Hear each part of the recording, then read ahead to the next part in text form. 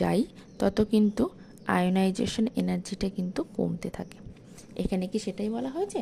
For indium more than that of aluminium বলা হয়েছে এটার বেশি এটার কম, সুতরাং এটা অবশ্যই কিন্তু ভুল বলা হয়েছে। তাহলে এই অপশানটা কিন্তু আমার ভুল হয়ে গেল। অপশান নাম্বার 2তে কী বলা হয়েছে এবার আমরা দেখে নেব। 2তে বলা হয়েছে ionization energy of 1 of scandium is higher than that of cobalt. Okay, মানে এটা হচ্ছে ডি ব্লক এলিমেন্টের ক্ষেত্রে বলা হয়েছে। Scandium, titanium, vanadium, chromium, manganese, এবার হচ্ছে আয়রন, তারপরে কোবাল্ট। সুতরাং এটা বাম দিক থেকে ডান দিকে যাচ্ছে। যত যাওয়া হয় বেশি তত কিন্তু জেড এফেক্টিভ যেহেতু বেড়ে যায়, সেই জন্য কিন্তু আয়োনাইজেশন এনার্জিটা কিন্তু কমে যায়, তাই তো? এটা তো আমরা জানি। সুতরাং জেড এফেক্টিভ মানে কি? এই নিউক্লিয়াসের এই চার্জটা পজিটিভ চার্জ বেড়ে যায়, তার জন্য কেউ ইলেকট্রনকে খুব বেশি আকর্ষণ করে, সহজ